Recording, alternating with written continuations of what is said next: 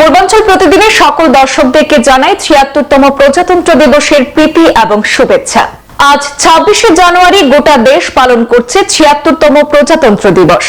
সমগ্র রাজ্যের সাথে তাল মিলিয়ে আজ কাছাড় জেলার শিলচরে যথাযোগ্য মর্যাদায় প্রজাতন্ত্র দিবস পালন করা হয়।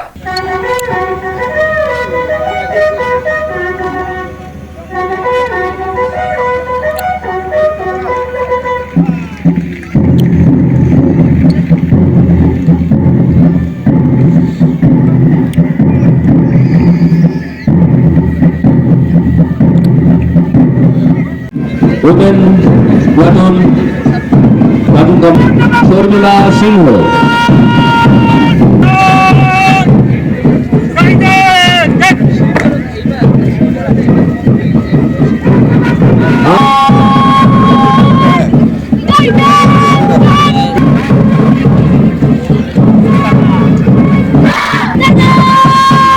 তারাপুর গার্লস হাই স্কুল এবং কমান্ডার মুন্নি দাস। ৭৬তম প্রজাতন্ত্র দিবসে কাছাড় জেলার মূল অনুষ্ঠানটি অনুষ্ঠিত হয় শিলচরের পুলিশ প্যারেড গ্রাউন্ডে।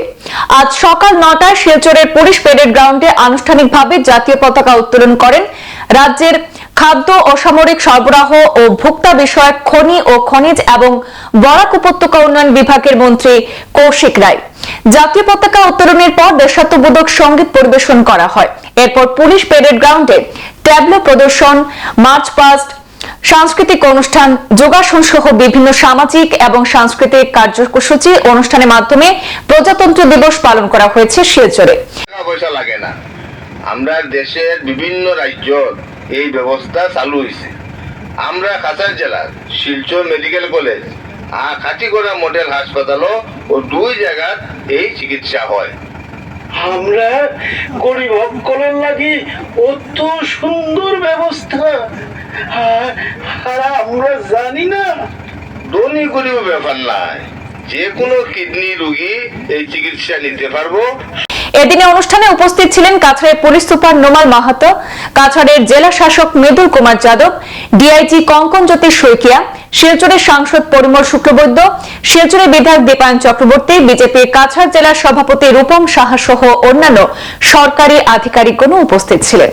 এই শুভক্ষণে আমি জেলার উপস্থিত সকলকে আমার আন্তরিক শুভেচ্ছা, অভিনন্দন এবং শুভকামনা জানাই। আজ দেশের প্রতিজন নাগরিক অত্যন্ত আনন্দের সাথে প্রজাতন্ত্র দিবস উদযাপন করছে।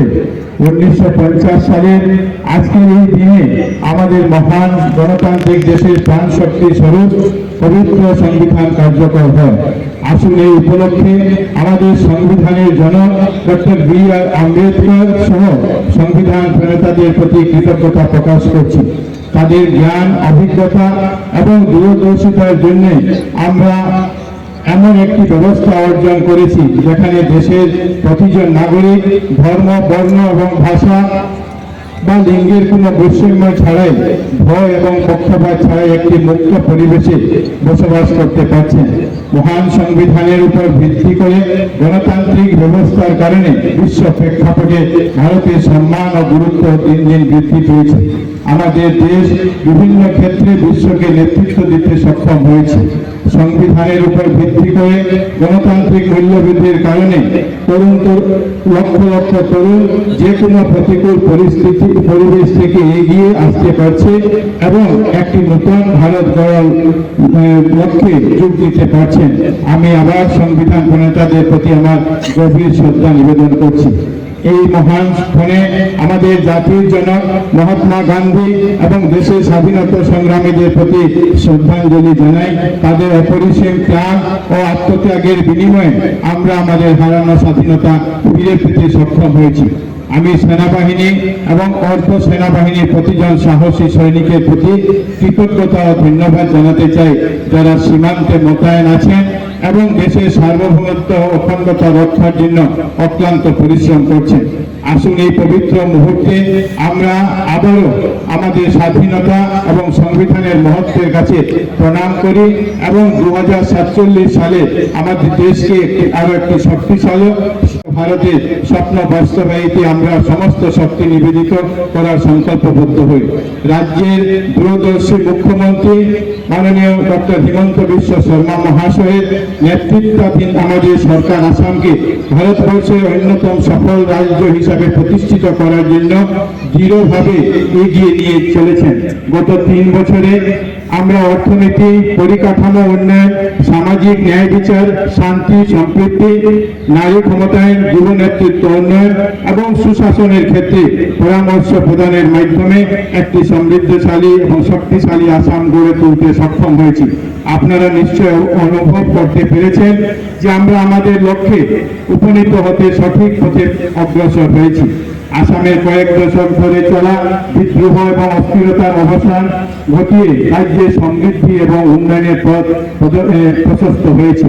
মাননীয় প্রধানমন্ত্রী শ্রী নরেন্দ্র মোদীজি মহাশয়ের নির্দেশনা এবং মাননীয় মুখ্যমন্ত্রী ডক্টর হিমন্ত বিশ্ব শর্মা মহাশয়ের গতিশীল নেতৃত্বে আসাম রাজ্য উন্নয়ন এবং সমৃদ্ধির দিকে এগিয়ে চলেছে। মেট্রিক টন চাল বরাদ্দ করা হয়েছে, যার মাধ্যমে 66,99,967 জন রেশন কার্ডধারী মাধ্যমে 2,28,94,033 জন উপকৃত হয়েছেন। আসাম সরকার বৃদ্ধাশ্রম, অনাথ আশ্রম, ক্যান্সার রোগী, গুরুতর অসুস্থ ব্যক্তি এবং রেশন কার্ড বন্টনের মাধ্যমে প্রয়োজনীয় পদক্ষেপ নিয়েছে, যাতে সকল ধরনের সুবিধাপ্রাপ্ত প্রধানমন্ত্রী গরিব কল্যাণ অন্ন যোজনার আওতায় থেকে উপকৃত হতে পারেন। রাজ্যে জাতীয় খাদ্য সুরক্ষা আইনের অধীনে 19,92,167 জন নতুন সুবিধাভোগী যুক্ত হয়েছেন। পুষ্টি সহায়তার জন্য NFS এর অধীনে তাদের প্রাপ্য পুষ্টি সহায়তা এবং খাদ্যশস্য পাওয়ার পাশাপাশি নতুন সুবিধাভোগীরা প্রধানমন্ত্রী জন আরোগ্য যোজনা এবং মুখ্যমন্ত্রী জন আরোগ্য যোজনা প্রকল্পের মাধ্যমে বার্ষিক 5 লক্ষ টাকার বিনামূল্যে পারিবারিক স্বাস্থ্য বীমা, প্রধানমন্ত্রী জন আরোগ্য যোজনার অধীনে আমাদের বিনামূল্যে LPG সংযোগ এবং অন্যান্য সুযোগ সুবিধা সবাই পাবেন। সংবাদ এই পর্যন্তই, ফিরছি পরবর্তী অন্যান্য আপডেট নিয়ে, সাথে থাকুন। ধন্যবাদ।